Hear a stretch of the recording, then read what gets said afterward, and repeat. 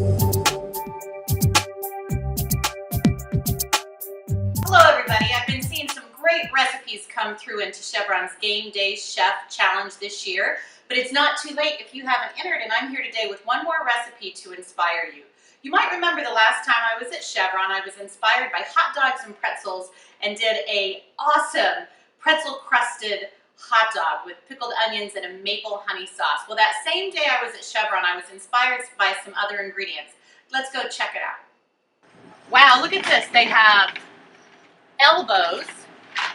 I have the cheese. What if I were to do a bacon mac and cheese and a Ritz cracker cup to create mac and cheese cupcakes for game day? I wonder if that'd be practical.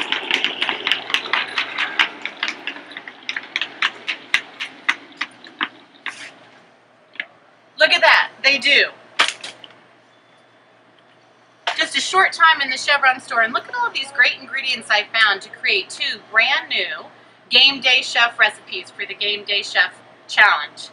You know what, I'm gonna go check these out, pay for them, and I'm gonna meet you back in my kitchen and create for you these two new recipes for the Game Day Chef Challenge.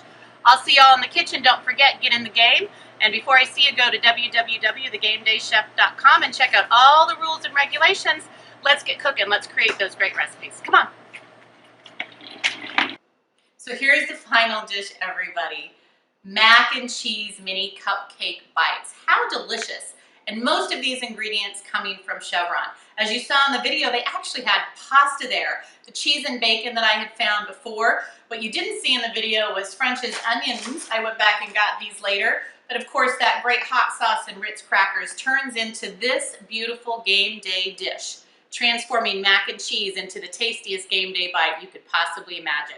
Let me give you a couple of tips on how I pulled all of this together. And the secret really was making the holders for the little mac and cheese bites or the mac and cheese mini cupcakes. So what I did here is I took those Ritz crackers and did them in a food processor, turned them into crumbs, and then I combined those crumbs with some melted butter and some cheddar cheese.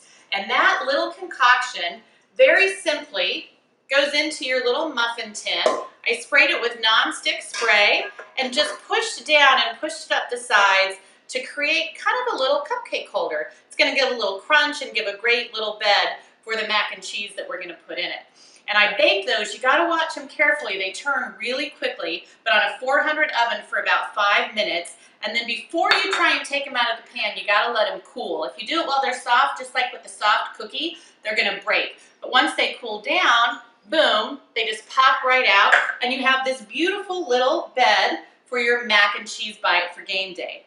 Now, mac and cheese, you could do anything you wanted with mac and cheese. I used a very classic recipe, starting with the roux, some melted butter, got that melted down, put in some flour, dissolved it completely with a whisk, got it a little bit brown to get that color on the roux. And then my secret for mac and cheese is I actually don't use heavy cream or even half and half. I use whole milk, which I also found at Chevron, by the way, and you bring it to a boil. And once you bring the milk to a boil, and then you let it simmer for 5 minutes, it turns into this beautiful thick sauce that you then add your cheeses to. And while I was making that sauce, I added in some cayenne for a little pep, some of the Louisiana hot sauce I got from Chevron, and that's where the spiciness in the mac and cheese comes. But here's a really important tip for when making mac and cheese.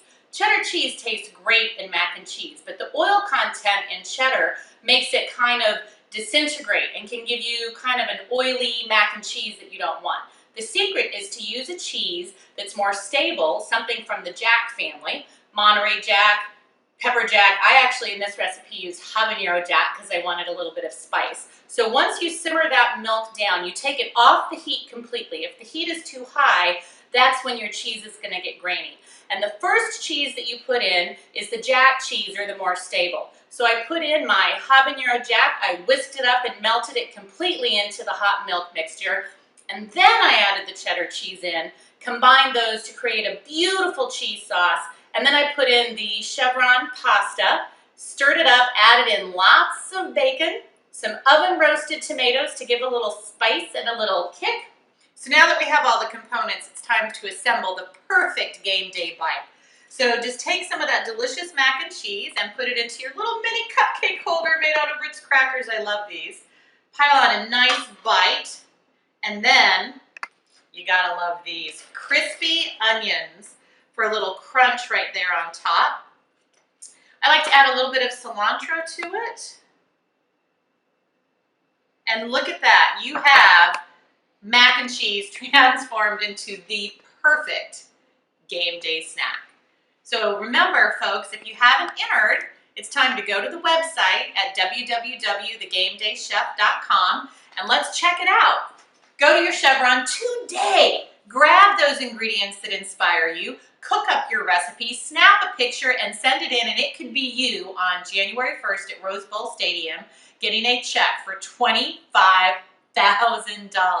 What are you waiting for? Get in the game now. Can't wait to see those recipes coming in. They're looking great. The competition is stiff. Don't miss your opportunity. See y'all soon.